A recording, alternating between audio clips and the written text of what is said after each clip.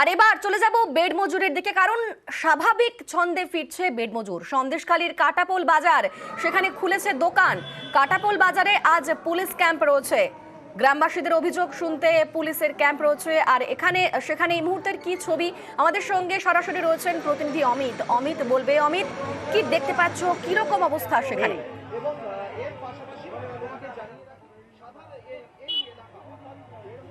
দেখো, আমার camera person বিপুল ঘোষ, তাকে প্রথমেই বলবো একটা ছবি দেখানোর জন্য যে পুলিশ অভিযোগ কেন্দ্র অর্থাৎ বেড়মজুর কাটাপোল বাজারের যে নতুন বাজার, সেখানে কাঠপোল বাজারে পুলিশ অভিযোগ কেন্দ্র কিন্তু সকাল থেকে আজকেও খোলা হয়েছে। আজকে এই পুলিশ অভিযোগ কেন্দ্রের দ্বিতীয় দিন এবং আজকে সকাল থেকে আমরা দেখেছি 2 থেকে 3 জন তারা ইতিমধ্যে এসেছেন এবং এসে তারা কারো অভিযোগ রয়েছে, কেউ আবার সরকারি প্রকল্পের জন্য আবেদন করে গিয়েছেন। সেক্ষেত্রে এখনো পর্যন্ত কতজন এসেছিলেন? 3 জন। প্রত্যেকে কমপ্লেন রয়েছে না আবেদনও রয়েছে কিছু ক্ষেত্রে?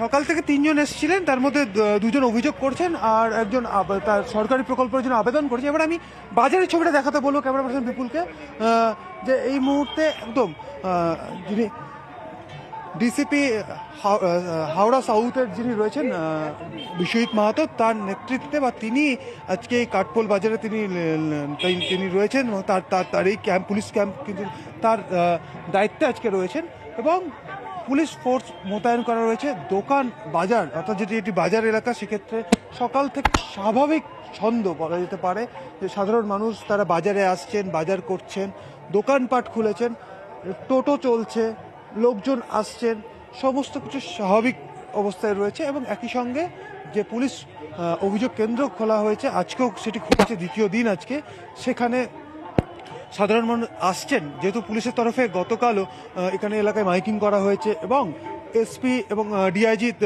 ডিআইজি বারাসাত রেঞ্জ তাদের তরফেও বারবার করে গ্রামবাসীদের কাছে গিয়ে আবেদন করা হয়েছে যে তাদের কোনো অভাব অভিযোগ থাকলে বা কেউ যদি সরকারি প্রকল্প থেকে যদি বঞ্চিত হন, তারা এই সমস্ত ক্যাম্পে এসে তাদের নিজেদের অভিযোগ আবেদন তারা করতে পারবেন। সেক্ষেত্রে আজকে এই বেড়মুর যে কাঠপোল বাজার, সেখানে সকাল থেকে যেমন পুলিশ মোতায়েন রয়েছে, দোকানপাট খুলেছে, পুলিশ ক্যাম্প রয়েছে।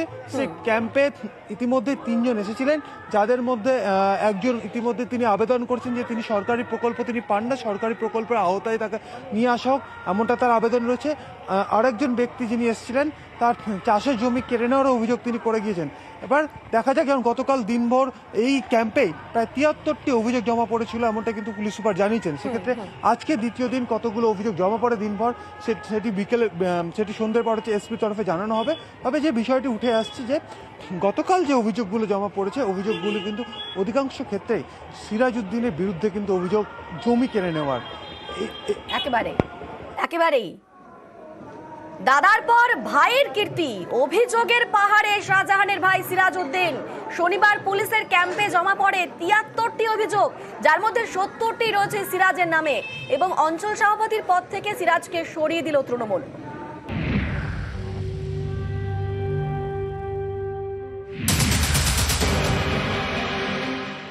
সন্দেশখালী জুড়ে শেখ শাহজাহানের নামে ভুরি ভুরি অভিযোগ। তবে শাহজাহান একা নন, অভিযোগের তালিকায় তাকে টেক্কা দিচ্ছে তারই ভাই শেখ সিরাজউদ্দিনও। শনিবার পুলিশের ক্যাম্পে মোট 73টি অভিযোগ জমা পড়ে। এর মধ্যে 70টি অভিযোগই সিরাজের নামে। জমি দখল থেকে ভেড়ি দখল সবই আছে তালিকায়। শেখ শাহজাহানের ভাই সিরাজউদ্দিনের বিরুদ্ধে অভিযোগের পাহাড়। শনিবার বেড়মজুরের অস্থায়ী ক্যাম্পে মোট 73টি অভিযোগ দায়ের হয়, যার সিংহভাগই শেখ সিরাজউদ্দিনের বিরুদ্ধে। এবং এই সমস্ত অভিযোগ খতিয়ে দেখে আগামী দিনে ব্যবস্থা নেওয়া হবে, এমনই আশ্বাস পুলিশের। বেশ কিছু কমপ্লেন্টস পড়েছে, যেগুলো আমরা অ্যানালাইজ করে কানুনি কারবাই করব। অভিযোগের পাহাড়ে সিরাজের বিরুদ্ধে কড়া তৃণমূল। বেড়মজুর 2 নম্বর গ্রাম পঞ্চায়েতের অঞ্চল সভাপতি পদ থেকে সরিয়ে দেওয়া হচ্ছে সিরাজকে। তার জায়গায় নতুন অঞ্চল সভাপতি অজিত মাইতি। যখন আমরা দেখলাম তার নামে এই কমপ্লেন এসছে, আমরা তাকে ব্লক সভাপতি সরিয়ে দিয়েছি। সে এখন কোনো পদেই নেই। মানুষ দুর্নীতি করলে দল তার দায় নেবে না। সন্দেশখালীর বাসিন্দাদের দাবি, শাহজাহানের মতোই দাপট তার ভাই সিরাজেরও। এককালে পেশায় হাতুড়ে ডাক্তার ছিল, এলাকার লোক ডাকে সিরাজ ডাক্তার বলে। বেড়মজুর 2 নম্বর গ্রাম পঞ্চায়েত এলাকার কাছারিতে সিরাজের বিশাল ভেড়ি। অভিযোগ প্রায় 300 বিঘা জমি দখল করেছে। তারই একটা অংশে তৈরি হয়েছে ভেড়ি। ভেড়ির পাশে আলা ঘর। শুক্রবার সেখানে আগুন ধরিয়ে দেন স্থানীয়রা।